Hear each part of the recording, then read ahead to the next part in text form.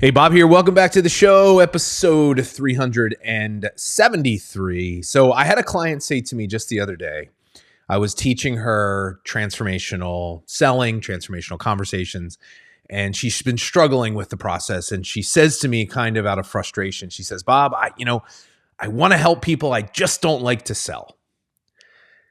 And that's a phrase that I've heard in some form or fashion many, many times in my career. And if you're somebody that feels the same way, where you really feel called to help and being of service is something that just feels very aligned with who you are and how you want to show up in the world, but you just don't like selling, then today's episode is for you.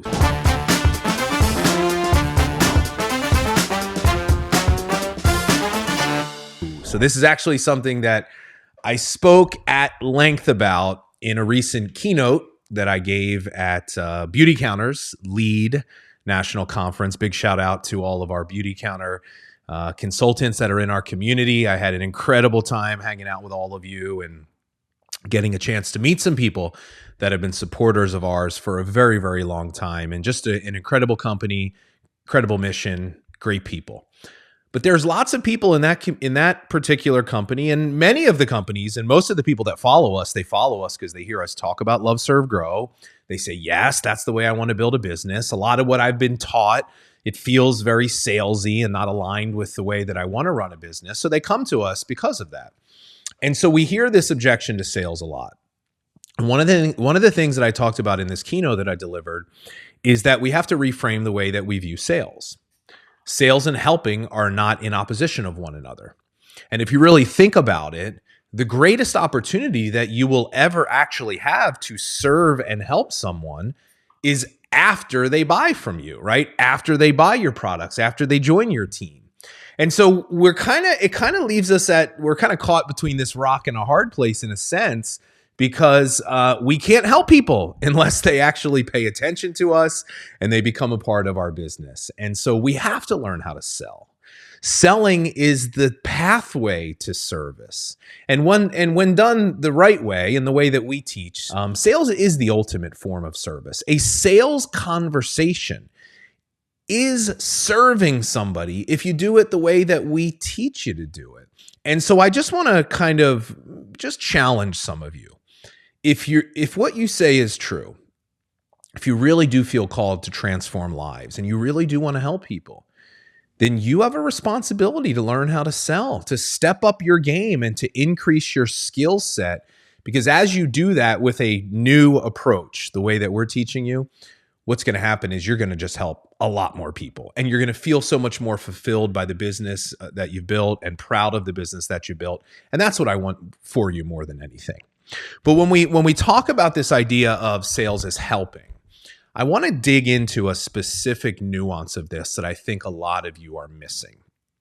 So the natural tendency for people that want to help is to talk about those things with prospects, right? It's to talk about how we can help people and to talk about the solution that we can deliver, right? And we do that because sometimes we've actually experienced that, right? So if you're talking about your products and you've gone through a personal transformation related to those products, the natural tendency is to share that story with people and how your life has transformed, how your health is transformed, how whatever it is that you've been working on is different today. And so we kind of sell the dream of what could be. When it comes to the business, right? We think about, okay, I solve problems. I can help people with time. I can help people that are struggling with money. I can give you a sense of purpose and help you find community. And so we naturally talk about all these ways that we can help people. But here's the problem, is we haven't clarified the problem first. And so I want you to think of it like this. Unless you identify and clarify the actual problem that person has, which means they tell you and you spend time in it, understanding it, getting to know it, unless you've done that, they will not have a need to change. See, the problem is the need. And look, we can talk all day long about how we can help somebody and the things that we can do, but unless we've taken the time to clearly identify the need, there will not be the desire for someone to make a change. And this is where a lot of us go wrong, is we're not skilled enough to be able to really identify the problem, connect around the problem, explore the uniqueness of the problem. This is the greatest and the most important skill that we teach people in transformational selling and transformational conversations. And here's the thing. I want you to almost think of it like, I'll use an analogy that's a very common one.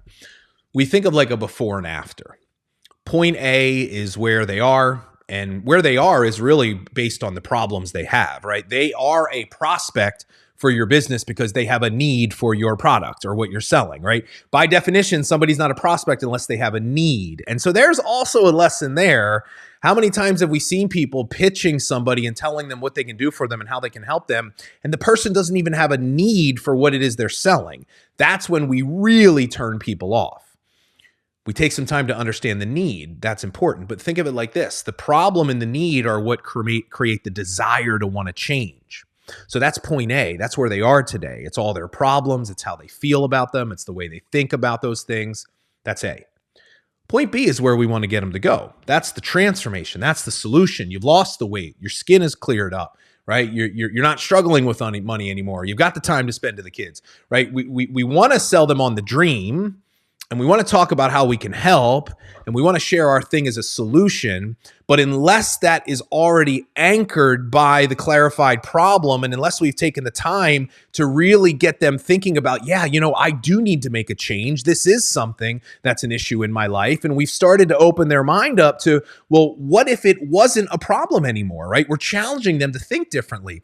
All of that does is here's how I think of it. It starts to create like a pulling force.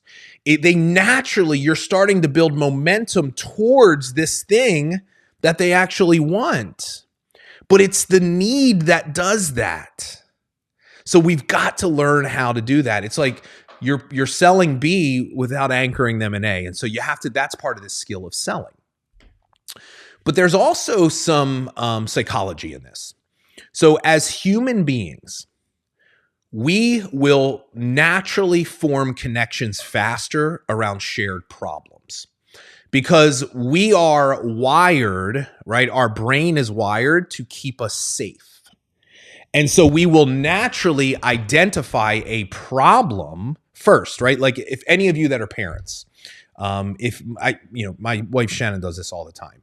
Man, we could be somewhere and she is like the Terminator. She could scan the area and she'll identify the thing that could be a problem, right? It's just this uncanny knack that she has. And any parent, like you're looking for what could go wrong, or they're going to bump their head into that table. That's it, right? But that's how we are as humans. Is we filter the way that we experience the world. Is we want to be safe, and so we'll always naturally, if we're presented with a problem, we'll always connect with that before we will the actual solution. And so if you think about that, if the brain is wired that way, and if the way that we really build connections and trust is through shared problems, then that's even more reason why we need to spend time around the problem before we start positioning ourselves as somebody that can be a vehicle to help them get the solution. And so we always have to be clarifying the problem. We've got to be digging into it. And the more time we spend in the problem, the more demand you are already creating for the solution that you have. And so this is the skill. This is the skill. And now here's the best part about this. In a conversation, this is the kind of stuff that you want to be doing anyway. You don't want to be pitching them. You don't want to be telling them all the facts and the figures about your products. Like, this is the kind of stuff you've been taught to do and that you've done in the past that always feels so off to you, right? It feels salesy. It feels pushy. It feels manipulative. It's transactional. Those are transactional conversations. If you view selling as helping, and if you develop the skill to actually connect with people, get them to open up so you can help them, this is the kind of stuff that makes sales conversations fun and fulfilling. You wake up every day looking for people that you could potentially start a conversation with to identify a need and see if you can help. And so that's where I want you to shift some of your thinking. First thing is I want you to let go of this excuse that you're not a salesperson. Okay, that's the old view of selling. Okay, that's not the way we want you to sell. You must develop the skill of selling. You will not be successful in your business unless you sell. Like, no two ways about it. The world we live in today, the marketplace of today, 2023, if you can't sell, you are not going to be successful. But you got to find a method, a style, an approach to selling that's aligned with your desire to want to help. Sales and service are not opposites. They are the same thing when they're done the way that we're teaching. So just a little bit of a little shift in perspective for you today. If I could leave you with one actionable thing, it would be this. When you're going into a conversation, the first thing you need to ask yourself is, what's the problem that I could help solve? First thing you are is a problem finder. Take the time, ask the questions, look for the need. And then once you've identified the problem, just have a genuine curiosity around getting to know it better. And I'm telling you, if that's all you did, you would sell more, you would recruit more, you would be more successful in every aspect of your business if you just started leading with that. So that's my message for you today. Hope you got some value out of today's episode. I love and appreciate you all for being here. I'll see you soon on the next episode.